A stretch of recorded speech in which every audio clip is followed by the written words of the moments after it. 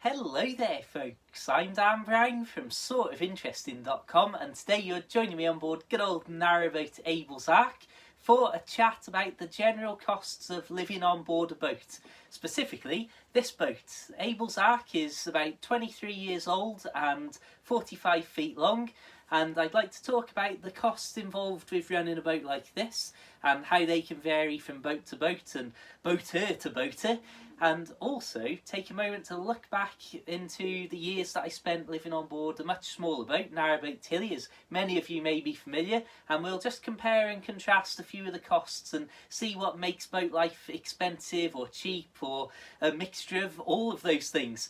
Anyway, for spoiler's sake, for anyone who doesn't want to watch the rest of the video, this is what we are going to be talking about in terms of costs for this boat. So I suppose, without further ado, there's a couple of costs that you almost certainly have to have if you're living on a boat or just running a boat in general. Firstly, the two things that you've got to have on almost all of the Canal network, and there's some little stretches that might have differences specifically in boat licensing and stuff, but in general you need insurance and you need a boat license. So you can't get a boat license without insurance, so we'll talk about insurance first. And on this boat, as I say, it's 23 years old, it's 45 feet long, and the insurance for a year has cost me, I better check my notes, £114.08. So that's slightly more than what my previous boat cost, but we'll talk about that later on. And obviously there's some people on boats that are way bigger than this, way more modern, with a lot more expensive fancy things on board. So if you're throwing in things like contents insurance and stuff on that figure, you could have all sorts of fluctuations. It could be massively more costly or it could be less costly, obviously depending on your boat and the age and all those sort of factors. Then moving straight on to the boat licence that you can now get now that you've got your insurance sorted. The boat licence is based on the boat's length, so a smaller boat would cost less, bigger boat would cost more. Pretty straightforward. This boat, for 12 months, purchased at the end of April 2018, for anyone who's watching this video in the distant future. It cost me £785.96 to licence this boat for a year. That's after the 10% prompt payment discount has been added. So if you meet the requirements for the prompt payment discount, you obviously get 10% off, as I just stated. If I hadn't have done that, then it would have cost me £873.29 for the year. So if we round it up and say that it's 786 quid and £114 so far, just for the boat licence and insurance. So you can see we're already well on the way, almost at 900 quid there basically. So then you start to get to the even more variable costs. Obviously the boat licence and insurance are obviously variable too. I think first of all we'll talk about the major thing that can be one of the biggest expenses people will have for boat life, or they might have zero for this expense, and that is mooring fees. So basically, if you're a continuous cruiser without a home mooring in a marina or somewhere like that, then you have to keep moving your boat every 14 days at the absolute minimum. And you're not allowed to just go between two places backwards and forwards. It's meant to be a linear cruise. There's all sorts of rules and controversies surrounding it because there's no true definition of what a place is or how many miles you should move and all that sort of stuff. So again, obviously, that's a discussion for another time, and it's a discussion without an end or satisfactory conclusion for many of the arguments you can see rage on the internet about this endlessly. So obviously, if you're out and about cruising and you're just travelling across the country all year long, then you're very unlikely to be paying for a mooring anywhere, as it would be a very expensive thing to do to keep a mooring spot in a marina if you're literally not going to see it for 12 months. So your mooring costs could be zero. However, if you live on a boat and live in a marina, you could literally be paying thousands upon thousands a year for mooring fees, which of course is a massive difference between zero and thousands of pounds. Now, I didn't spend 6 months in a marina. That's a bad way to word it about this year. I paid for a marina mooring for 6 months at a rate of £225 a month, which comes to £1,350. Now that's a huge amount. That's already more than doubled our costs of what we've discussed so far. That's over £400 more than the boat licence and insurance together. And that £400 also is way more than I've spent on things like diesel or wood for the fire and coal for the fire, stuff like that, which we'll talk about in just a second. But this is the interesting thing. Obviously, there's some people who will cruise for half the year, go in a marina for half the year. When I was paying for my mooring, which I might do for a month or two next year as the summer traffic comes out, obviously I'd bought this boat at the end of April, so I paid for a mooring just so that I could keep the boat in the marina while I was getting all my stuff moved on and doing odd jobs and painting it, and obviously getting set up on board a narrowboat again, as I'd been on dry land for almost 2 years between my previous narrowboat and Abel's Ark. So of course that leads us to the interesting thing of, when I was sorted, I then went out cruising all the time, which is why I was paying a lower rate than I could have been paying in the marina, because I was absent half the time basically. But that's still £1,350. That's a lot of money to say that a lot of that time I was out and about, and there were months that I paid for that I actually spent more time out on the canal and was literally just paying to keep an empty stretch of water next to a jetty in a marina. Very expensive way to do things. And as I've said in previous videos, when the boat was in the marina, quite often it would be, especially over these summer months, because all my family and friends are going away on holiday, I'd go, say for example, I spent a week at my dad's house while he was away on holiday, feeding the cat and the rabbits and the fish and stuff like that. So while I'm away house sitting, it was good to know that the boat was in the marina, away from all the holiday traffic going past, and that there would be people around who could keep an eye on it.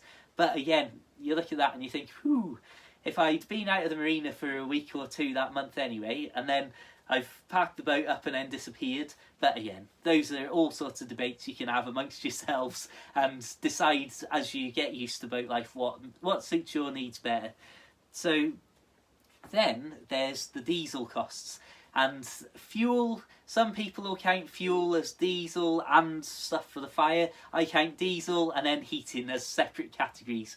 Now, obviously, when I bought this boat, there's a bit of diesel in it anyway, so I've only put 50 quid's worth or thereabouts into the tank this year, but that's going to last me quite a while, to be honest. And basically, my electricity on board and my hot water is all generated by the engine. So because I've got to run the engine to heat up the water at the minute anyway, it's not worth, I personally don't think it's worth in the short term getting solar panels on the roof or anything like that. But let me make sure that I'm not misconstrued there. Solar panels on the roof are an excellent purchase and unbelievably handy to have and amazingly efficient once you've got them set up. But because even if I had panels on the roof, I'd still need to run my engine to do the water.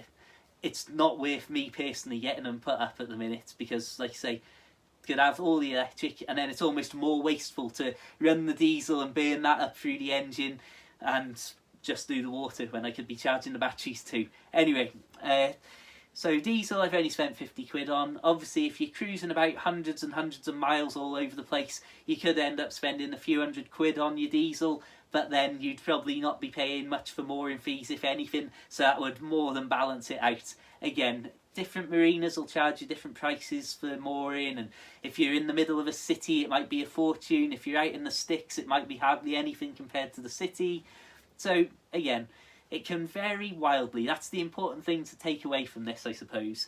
So if you look at that, including the mooring, so far this year, since buying this boat, it's cost me about 2,300 quid to live aboard. If you take away that mooring, and if I'd been more aggressive out cruising and stuff, not aggressively cruising, but if I'd have been more aggressively, no, aggressive's not the word, actively cruising, then I might not have paid anything for mooring, and I might be looking at only of spending maybe £900, £1,000 for living on the boat so far. Let's think. Heating and the coal, I have a slightly different situation here, because My mum's fella happens to be a landscape gardener, which is extremely handy, as you can imagine the amount of free woods and trees coming down and all the chainsaws and tools to cut that up efficiently. Very handy to bundle it into the fire. Similarly, my friend's been cutting trees down in his garden for years, so I've been going there, we've been grabbing saws and just cutting it all up, putting it into bags and then dragging it out to the boat, so that's handy. So wood has cost me 0 so far, and coal, that's an interesting area because, for example, I thought I'd found some cheap coal. I bought 6 little 10kg bags of it. It was only £4 or £3.99 a bag. And I'm thinking, oh, flipping heck, fair play, it's saving me almost £1 every 20kg that I use. It was terrible coal. It was awful. It was producing loads of ash. There was loads of like dusty, gravelly sort of coal in there to make up the weight of the 10kg. I changed to slightly more expensive, about £4.50 bags of 10kg bags of coal. And honestly, these are lasting me far longer, and it's unbelievable how much better it is and how much money it's going to save me, because I'm not just having to bundle coal in all the time to the fire. So that's something that you might fall for the false economy element, I suppose, where you obviously think, oh yeah, that's cheap, but then if it's rubbish and it's burning quickly, then obviously it can cost you a huge amount. At the minute, I'd say I'm spending maybe £10 or so on coal a week, if that. It's all about obviously how warm it is outside and how much you're going to need to put in and the layout of your boat and stuff. If the fire was right next to the bed, you'd hardly be putting anything in. So again, all those things work themselves out. Moving on, talking of a fire right next to a bed, when I lived on Narrowboat Tilly, that was much smaller, had half the indoor space of Abel's Ark, and only 30 foot in length. You can imagine that started to cut down my costs, because things like the mooring, I forgot to say that, mooring fees are very often based on the length of your boat as well. So it could cost you a fortune to have a 60-foot boat in a marina, and it would literally cost you potentially double what a 30-foot boat, and a little bit more than my 45-foot boat. So again, all these things that you've got to factor in that could change your boat life costs, as I say, from boat to boat and boater to boater. Now, when I was on Narrowboat Tilly, I think this was the last year, I think this was 2015, but don't quote me on that. For a 30-foot boat back then, it cost me £587 for the boat licence with the 10% discount. So again, you can see that's effectively £200 cheaper than my licence for this boat. Insurance cost me £105, so only a little discount there. Diesel, again, I'd only spent about £50. And I'd also got the boat out of the water. So I'd had the boat out of the water and had the hull blacked and stuff. And again, it's only a small boat, 30 foot. That had cost me £396 to get that done. Obviously, things like that, like maintenance and stuff, it's difficult to know if you're going to have problems and stuff. Could vary. You could suddenly find yourself, like when I take this boat out of the water, I'm definitely getting it blacked, and I've got to see what the condition of the hull is like, and it may need new steel going on, so it could cost me anywhere from £1,000 to many thousands of pounds when this boat comes out of the water, which remains to be seen. Fingers crossed, please be okay. Touch wood, touch wood. But in all seriousness, that's one of the things. Obviously, like everything, like with a car or a house, there's always going to be unexpected expenses, so you've just got to deal with these as they turn up and hope for the best and just prepare as best you can for these moments. Like my inverter went a couple of months ago at this point, so it's like that was instantly another £100 and stuff like that. So again, there's all these things that can go wrong, and you just got to hope for the best and deal with it and maintain your boat as best you can.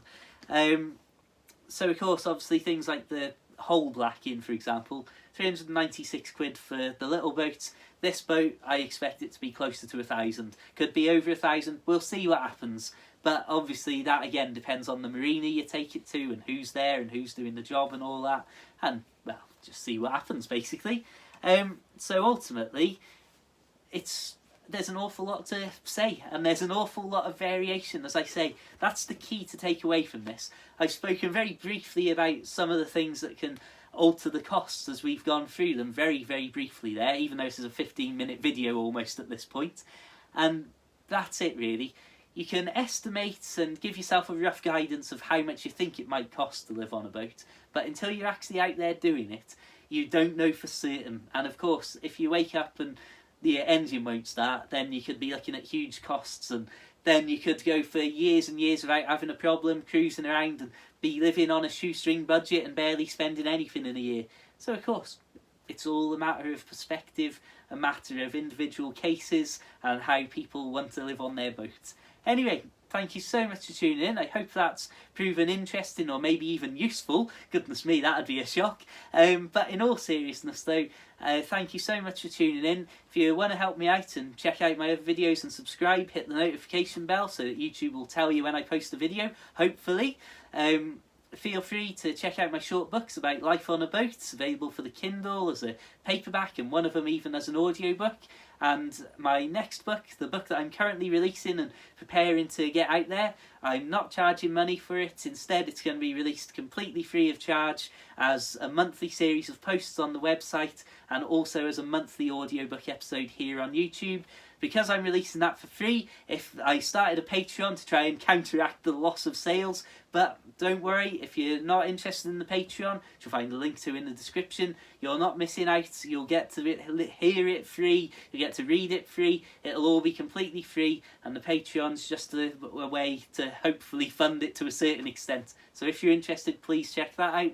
Find me all over the internet with links to Facebook and Twitter and Instagram and Snapchat, that sort of stuff, in the description below. I post an awful lot of boaty stuff, as you can probably imagine. And well, until the next time, my friends, have an absolutely fantastic day. Keep it interesting, keep it boat worthy, and of course, my friends, farewell.